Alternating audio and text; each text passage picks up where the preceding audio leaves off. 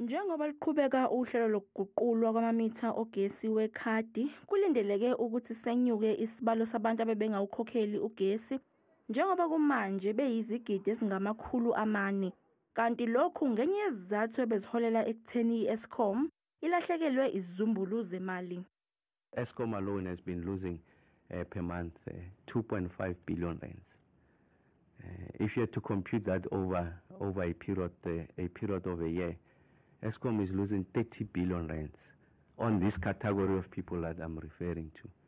uRamokgopa uphinde wagcizelela ukuthi labo bebephula umthetho bazohlawuliswa izinkulungwane eziyisithupha zamarandi ngaphambi kokuba belungiselwe izigubhu zabo. You can't present yourself, you get to be regularized, and then the Eskom will use its own judgment, temper fine once they get to understand the reasons why you had taken the route that you had taken, and the maximum temper fine is at 6,000, like I said, spread over a period of 12 months.